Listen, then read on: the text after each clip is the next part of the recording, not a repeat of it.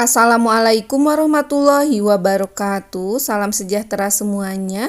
Mudah-mudahan dalam keadaan sehat walafiat. Kali ini saya mau sharing pengembangan media layanan bimbingan dan konseling. Rangkuman materi plus soal P3K Guru BK dari modul PPG. Baiklah, sebelumnya jangan lupa like, share, komen, dan subscribe. Konsep dasar media dalam BK. Selama proses komunikasi dan interaksi, akan selalu terdapat penghalang atau barrier yang menyebabkan pesan atau informasi dari layanan bimbingan dan konseling tidak tersampaikan secara tepat dan akurat.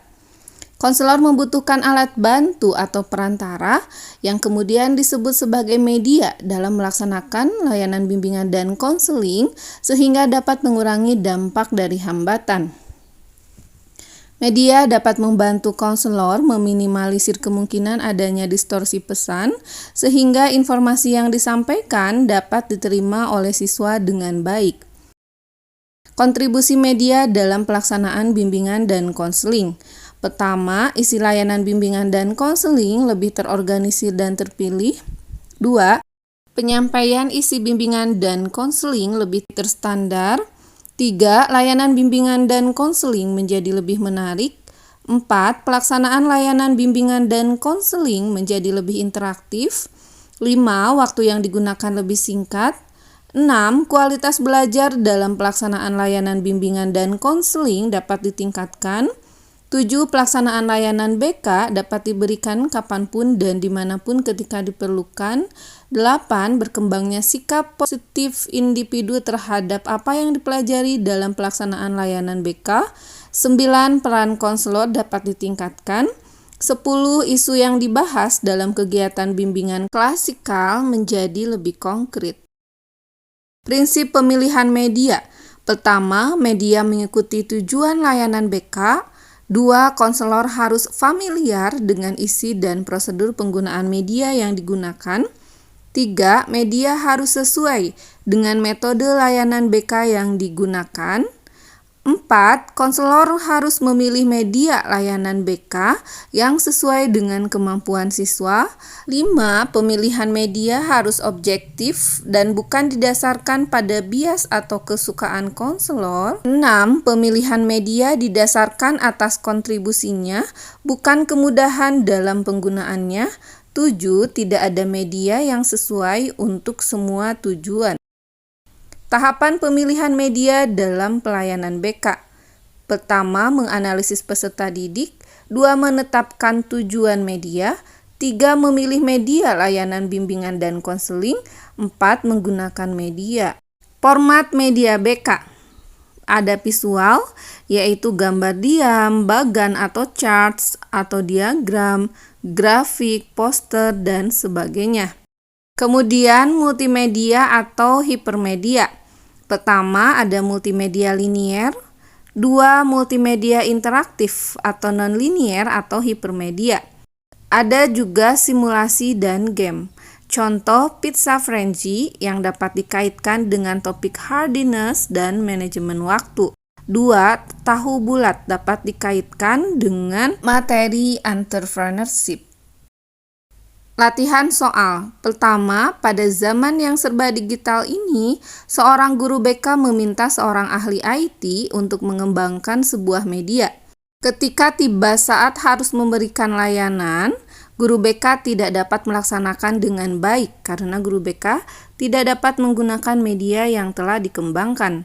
Kejadian tersebut artinya telah melanggar prinsip pemilihan media, yaitu titik-titik. A. Guru BK mampu mengoperasionalkan media yang dikembangkan.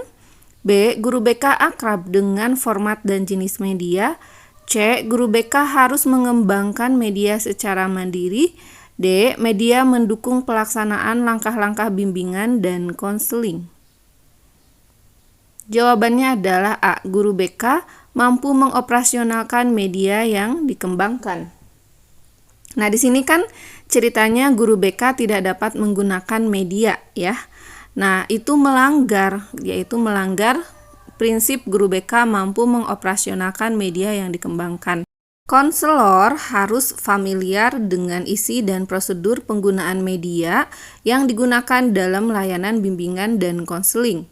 Setelah memilih jenis atau format media, konselor dituntut untuk mampu mengaplikasikannya.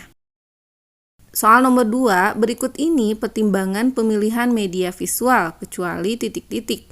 A. Minat siswa secara umum perlu ditingkatkan dalam mengikuti layanan bimbingan dan konseling. B. Materi layanan bimbingan dan konseling berisi konsep yang kompleks dan perlu disederhanakan. C. Konsep yang disampaikan bersifat abstrak dan perlu dikonkretkan. D. Keterampilan komunikasi konselor kurang dan perlu ditingkatkan. Jawabannya adalah D. Keterampilan komunikasi konselor kurang dan perlu ditingkatkan. Jadi media visual digunakan ketika A. Berusaha menyederhanakan konsep-konsep yang kompleks. B. Menunjukkan hubungan antar variabel atau konsep. C. Menggambarkan suatu proses atau prosedur. D. Merangsang dan mengembangkan minat siswa untuk mengikuti bimbingan klasikal. E. Mendorong kreativitas siswa. Ini kan opsi A ada minat siswa, opsi B menyederhanakan konsep yang kompleks, opsi C itu konsep yang disampaikan bersifat abstrak dan perlu dikonkretkan. Itu ada ya dalam pertimbangan pemilihan media visual. Selanjutnya soal nomor 3, berikut ini alasan pemilihan media yang didasarkan pada kondisi peserta didik, kecuali titik-titik. A. Pengetahuan tentang pemanfaatan media. B. Usia. C. Bakat. D. Budaya. Jawabannya adalah C. Bakat.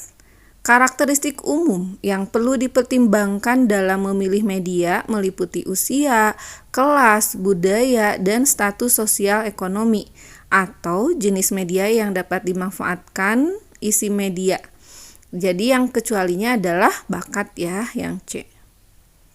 Selanjutnya nomor 4, media bimbingan dan konseling dengan desain grafis dapat mendukung efektivitas layanan. Yang termasuk media yang dapat disampaikan melalui media grafis adalah titik-titik. A. Poster, buklet, brosur, makalah. B. Internet. C. Blogging, chatroom, media sosial.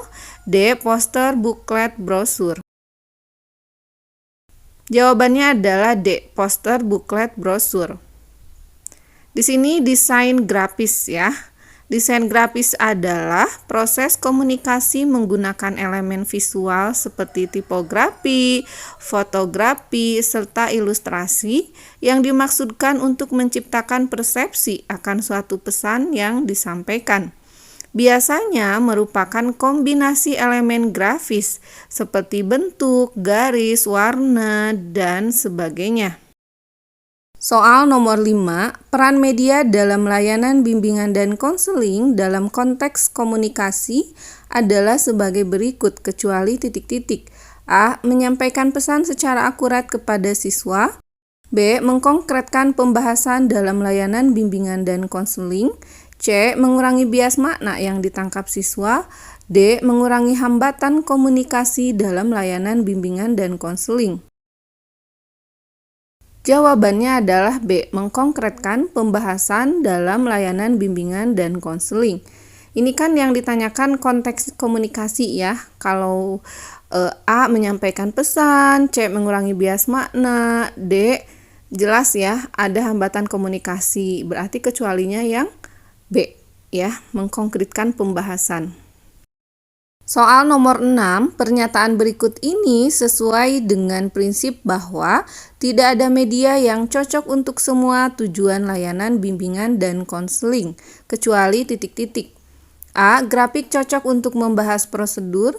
B. Poster cocok untuk menyampaikan pesan yang bersifat persuasif. C. Bagan cocok untuk membahas fakta dan konsep. D. Multimedia cocok untuk membahas prosedur. Kecualinya A ya, grafik cocok untuk membahas prosedur. Karena biasanya grafik itu berisi data faktual ya, atau fakta ya. Nah, grafik merupakan representasi visual dari data angka-angka. Ada 4 jenis grafik, yakni garis, batang, lingkaran, dan gambar. Soal nomor 7, berikut ini keunggulan multimedia, kecuali titik-titik. A. Materi lebih mudah dipelajari. B. Motivasi dan minat belajar siswa menjadi meningkat. C. Multimedia interaktif fleksibel untuk diakses. D. Mendorong penggunaan keterampilan berpikir kritis. Jawabannya adalah A. Materi lebih mudah dipelajari. Multimedia dan hipermedia memiliki beberapa kelebihan yang berupa A. Meningkatkan motivasi siswa dalam belajar. B. Memberikan fleksibilitas bagi siswa untuk belajar karena siswa dapat mengakses topik-topik hypermedia sesuai dengan kebutuhannya. C. Mengembangkan keterampilan berpikir kritis, metakognitif, dan kreatif. Jadi, meningkatkan motivasi, kemudian fleksibel, mendorong penggunaan keterampilan berpikir kritis, itu merupakan keunggulan multimedia atau hypermedia ya. Kecualinya A. Materi lebih mudah dipelajari. Baiklah, sampai sini sharing dari saya. Mohon maaf apabila ada kesalahan. Wassalamualaikum warahmatullahi wabarakatuh.